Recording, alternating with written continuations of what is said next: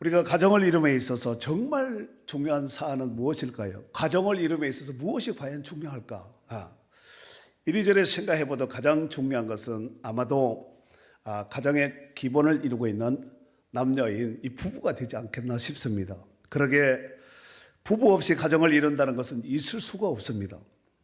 흔히들 부모와 자식 간의 관계를 일촌이라고 하지요. 그러나 부부는 무촌이라고 합니다. 천수가 없다는 말이 아니겠습니까? 그만큼 가까운 관계다 이렇게 볼 수 있습니다.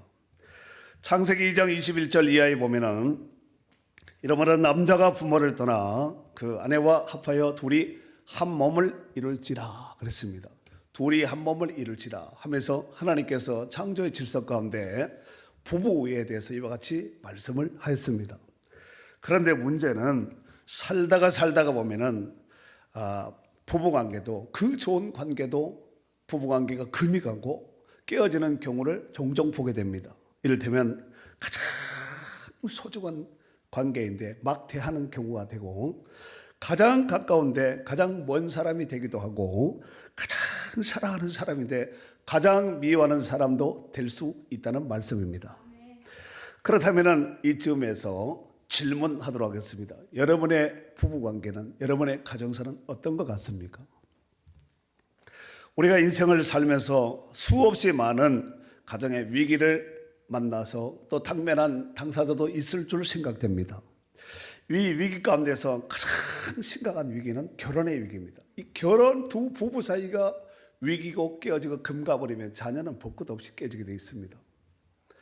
두 사람이 서로 사랑하여 결혼하였는데 살다가 보니 얼마쯤 살다 보니 서로에게 환멸을 느껴서 용서하지 못하고 철천지의 왼수가 되어서 서로 아픔을 주고 상처를 주는 이런 경우가 얼마나 많습니까?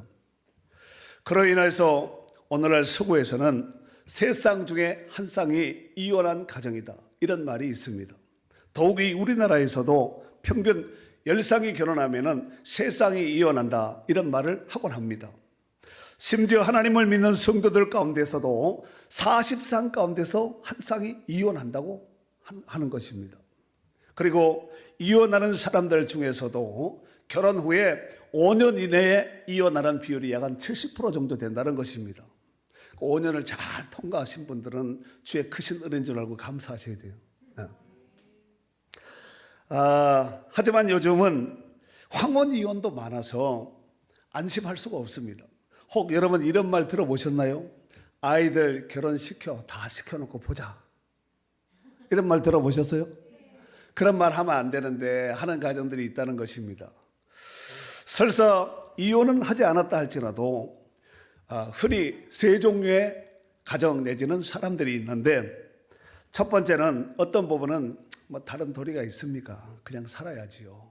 체념형이 있고 또 어떤 부분은 남 부끄러워서 그냥 살아야지 어떻게 합니까? 하는 체면형이 있고 어떤 부분은 자식을 위해서 십자가를 내가 져야지요 하면서 책임형의 이런 부모가 내지는 부부가 있다는 것입니다.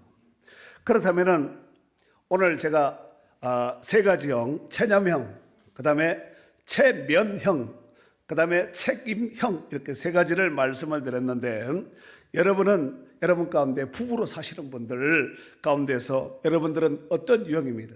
부부 관계를 유지하고 가정을 지킴에 있어 정말 중요한 사안이 무엇일까? 제가 나름대로 한번 생각을 해보았는데 서로 사랑하는 것이 제일 중요한 것 같아요.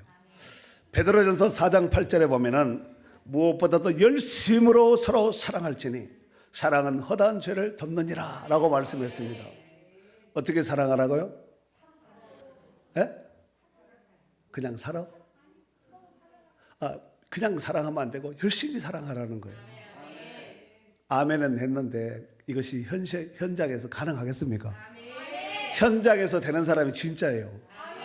진땡입니다. 우리 오늘 본문의 말씀은 6장 이제 에베소서 6장 1절에서 3절인데 5장 마지막 절에 보면 이런 말씀이 있습니다. 5장 마지막 절 5장 33절에 보면은 그러나 너희도 각각 자기의 아내 사랑하기를 자신같이 하고 아내도 자기 남편을 존경하라 그랬습니다. 이것이 되면은 그 뒤는 볼 것도 없습니다. 볼 것도 없습니다.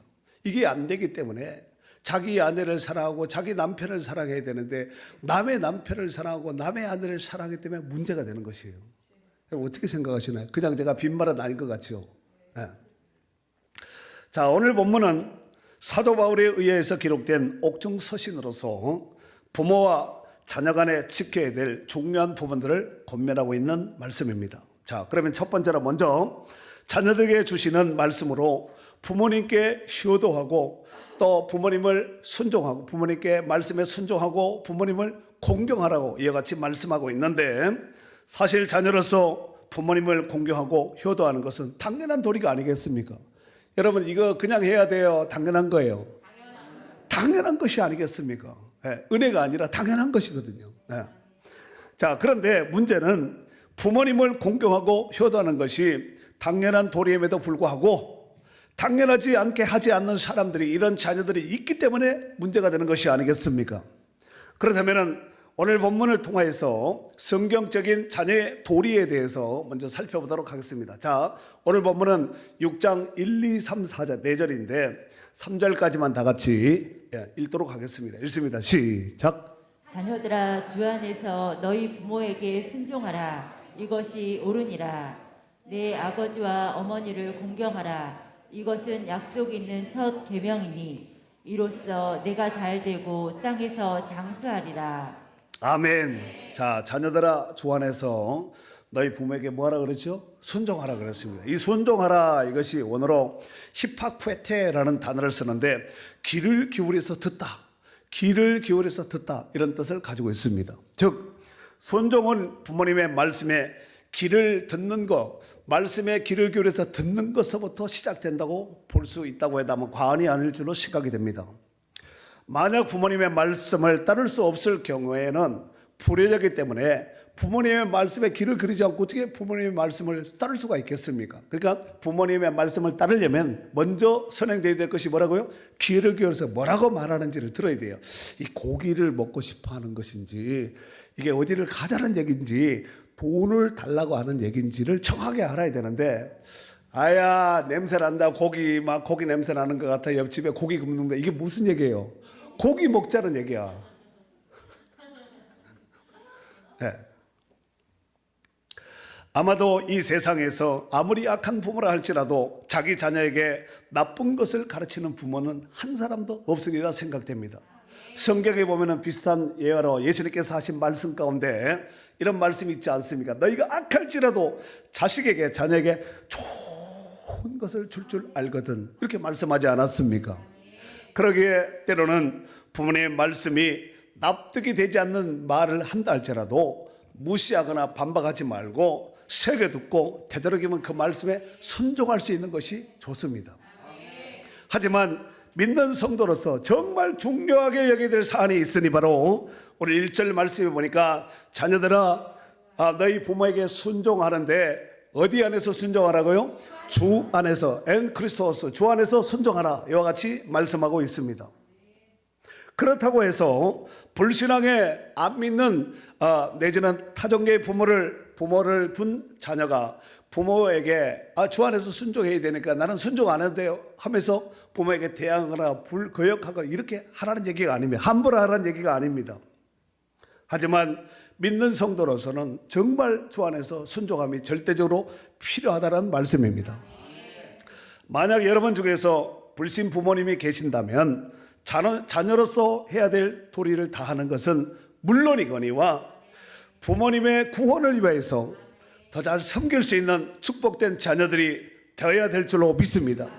그래서 부모님을 예수 믿게 하고 구원받게 함으로써 최고의 효자 효부 성도들이 될 수 있기를 바랍니다. 두 번째로, 그렇다면 부모님께 순종하고 공경할 때 얻어지는 축복, 나에게 얻어지는 유익은 무엇일까요?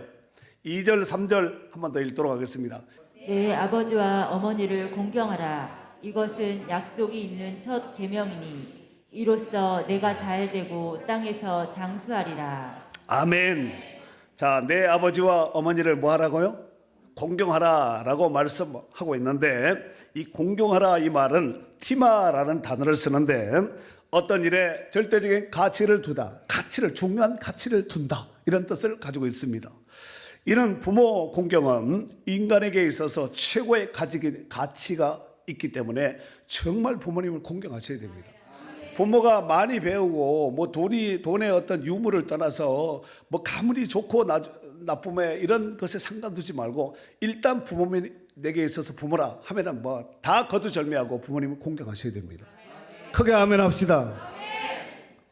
더욱이 공경이라는 단어는 하나님을 공경하는 일과 관련되어 있기 때문에 정말 중요한 것입니다. 부모를 공경하는 것이 약속이 있는 첫 계명이라고 금방 읽으셨죠? 네. 부모 공경의 계명이 10계명 가운데서 첫 계명이나 이런 뜻도 있겠지만 그보다도 부모님에 대하여 자녀들이 가져야 될 가장 중요한 계명이 바로 첫 계명이 바로 부모님을 공경하는 것이라고 볼 수 있습니다. 이러보건대 믿는 부모는 자녀에게 부모님을 공경하는 법을 가르쳐야 됩니다. 그래야 자녀들이 부모님께 효도함으로써 복을 받도록 해야 될 줄 믿습니다. 혹여나 이런 생각을 하시는 분도 있을 수가 있습니다. 아이고 그냥 철들면은 알아서 하겠지 이렇게 말하시는 분이 있죠. 그런데 그 효도하는 법을 철들기 전에 가르치지 아니하면은 부모가 명이 짧아서 먼저 가시면은 철이 들어도 소용없습니다. 아무 의미가 없습니다. 그래서 철든 자식은 부모님 돌아가신 다음에 늘 가슴앓이를 하는 거예요. 저도 저희 어머니가 일찍 돌아가셨습니다. 지금부터 거의 1990년도에 돌아가셨거든요. 그 얼마나 됐어요? 계산이 잘 안 돼. 너무 오래돼가지고. 이렇게 오래되셨거든요. 그래서 제가 이 어르신들, 권사님들, 나이 많은 이런 분들 보면은 가끔씩 눈물 나. 아무것도 없고 그냥 보기만 하면은 눈물 날 때 정말 많습니다. 그래서 효도는 가르쳐야 돼요. 철들만 하겠지, 때가 되면 하겠지. 절대로 속으면 안 돼요. 디모데전서 5장 4절 말씀해 보면은 만일 어떤 과부에게 자녀나 손자들이 있거든 그들로 먼저 자기 집에서 효를 행하여 부모에게 보답하기를 배우게 하라. 배우게 하라가 뭐예요? 가르치란 얘기입니다. 이것이 하나님 앞에 받으실 만한 것이니 그렇습니다. 또 잠언 23장 25절 말씀해 보면은 내 부모를 즐겁게 하며 너를 낳은 어미를 기쁘게 하라 그랬어요. 부모님을 하여튼 즐겁게 해드리고 기쁘게 해드려야 돼요. 아멘. 근데 여기서 기쁘게 하라라는 말은 외타겔이라는 단어를 쓰는데 이것은 자식을 낳고 키우기 위해 한평생을 바친 부모에게 효를 실천하라라는 뜻입니다. 이런 단순한 권면이 아니라 엄숙한 하나님의 말씀입니다. 하나님의 명령, 하라. 너 낳은 어미를 기쁘게 하라. 해주세요가 아니라 하라라고 명령형으로 쓰고 있습니다. 시브리인들은 부모에 대한 효를 어떤 가치보다도 귀하게 여겼습니다. 효도하는 것을 하나님의 뜻으로 여겼기 때문에 귀하게, 존귀하게 여겼다는 말씀입니다. 뿐만 아니라 믿는 부모로서 자녀에게 하나님을 경외하는 법도 가르쳐야 됩니다. 자녀가 부모님을 공경하는 것도 가르쳐야 되고 가만히 있으면 아이들이 저절로 효도하는 것이 아니라 가르쳐야 된다니까요. 신명기 6장 7절 말씀에 보면은 내 자녀에게 부지런히 가르치며 어떻게 가르쳐요?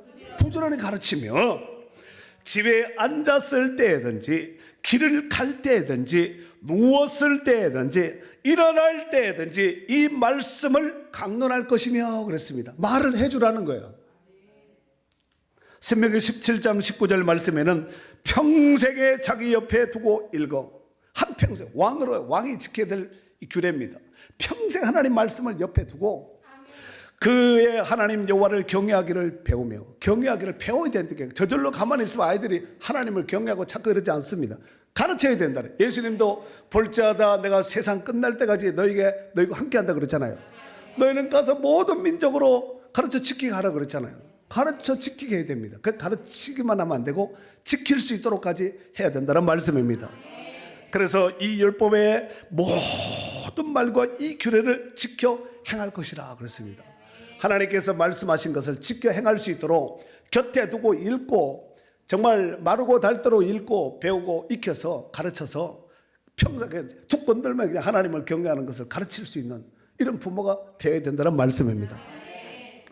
사랑하는 성도 여러분, 우리는 여기서 믿는 성도로서 하나님의 사랑과 예수 그리스도의 생명을 다한 희생과 헌신을 생각하지 않을 수 없습니다. 로마서 5장 8절 말씀에 보면은 우리가 아직 죄인 되었을 때 그리스도께서 우리를 위하여 죽으심으로 하나님께서 우리에 대한 자기의 사랑을 확증하셨느니라 그랬습니다. 하나님은 우리가 그렇게 사랑한 것을 예수 그리스도를 통하여서 십자가에서 죽이기까지 하시면서 그 아들을 통하여서 우리를 사랑하시는 그 징표를 보여주셨다는 말씀입니다. 요한일서 4장 9절 말씀에 보면은 하나님의 사랑이 우리에게 이렇게 나타난 바 되었으니 하나님이 자기의 독생자를 세상에 보내시면 그로 말미암아 우리를 살리려 하심이라고 그랬어요. 우리를 살리기 위해서 하나님이 독생자 예수 그리스도를 이 땅에 보내어서 보낸 것도 귀한 일이지만 십자가에서 몸짓고 피 흘려 죽이게 하셨다는 것이에요. 사실 하나님의 관점으로 이래 보면 우리는 다 죄덩어리입니다. 멀쩡하게 보이지만 죄인 중에 개수 같은 사람이 저와 여러분이라는 거예요.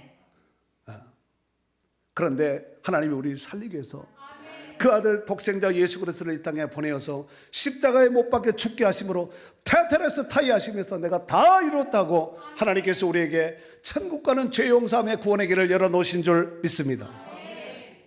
이를 통하여서 우리가 깨닫는 것은 누군가를 살리기 위해서는 반드시 누군가의 헌신과 희생이 필요하구나 하는 것을 알 수가 있습니다. 하나님이 죄인 중에 괴수 같은 우리를 살리기 위해서 독생자를 보내어 주심은 하나님께서 우리를 사랑하시는 최고의 표현이요 최고의 현실을 눈으로 목도할 수 있도록 보여준 줄 믿습니다. 우리가 바로 그 사랑의 주인공이 되었다는 사실에 이건 정말 감사하셔야 돼요. 자다가도 할렐루야 하고 감사해야 돼요. 자다가도 하여튼 자다가 깰 필요는 없지만 깨면은 하나님 정말 감사하네. 그냥 두면은 지옥의 땔감밖에 될 수 없고 그냥 살다가 그냥 두면은 언제 어떤 모습으로 죽게 될지 알 수 없는 정말 내일을 알 수 없는 이렇게 연약한 존재인데 하나님이 나를 사랑하셔서 이렇게 이런 큰 일을 큰 대사를 행하셨구나 하고 감사하셔야 된다는 말씀입니다. 세 번째 마지막으로 아비들에게 주시는 권면의 말씀을 드리고 마치도록 하겠습니다. 자, 4절 말씀. 또 아비들아 너희 자녀를 뭐하게 하지 말고 노엽게 하지 말고 이걸 우리식으로 말하면 열받게 하면 안 돼요. 이 자녀들을 막 마음을 막 상하게 하고 막 성질나고 아침도 안 먹고 그냥 학교 가버리고 하고 이렇게 열받게 학교 보내고 직장 갈 때도 남편 보내 뭐 요즘은 뭐 아내도 직장 출근하는 분도 있겠지만 특별히 자녀들 집 나갈 때 기분 좋게 나가야 돼요. 여러분 세상이 전쟁터예요. 학생들은 학생들 나름대로 학교에서 선의 경쟁을 하잖아요.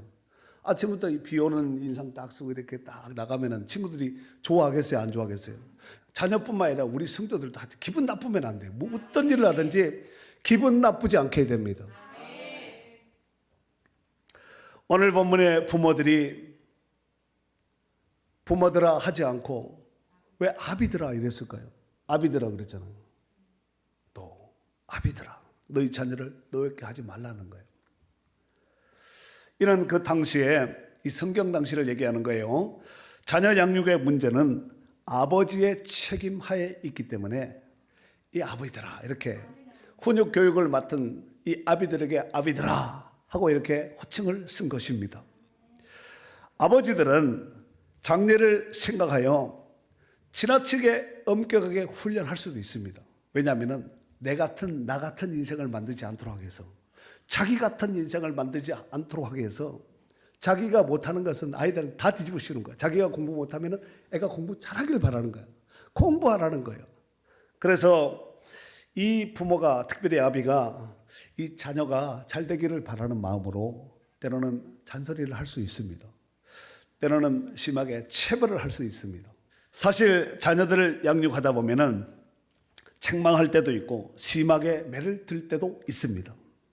그로 인해서 아버지와의 관계가 불편하게 틀어지는 사례도 얼마든지 발생할 수 있기 때문에 그렇습니다. 이런 현상은 자식 잘 되기를 바라는 아버지의 입장에선 그 옛날 성경시대만 그랬던 것이 아니라 지금도 자식 잘 되기를 바라는 부모의 마음은 똑같습니다. 그래서 때로는 잔소리하고 때로는 심하게 체벌을 할 수도 있다는 것이에요. 용돈을 막 팍 깎아버린다든가 안 준다든가 이러면 애들이 심각해지잖아요. 핸드폰을 빼앗는다든가. 자, 그렇다면은 어떻게 해야 이 자녀 양육을 제대로 할 수 있을까요? 다시 한번 4절 말씀 크게 한 번만 더 읽도록 하겠습니다. 시작. 또 아비들아 너희 자녀를 노엽게 하지 말고 오직 주의 교훈과 훈계로 양육하라. 자, 여기 보면은 또 아비들아 너희 자녀를 노엽게 하지 말고 오직 주의 교훈과 훈계로 양육하라 그랬습니다.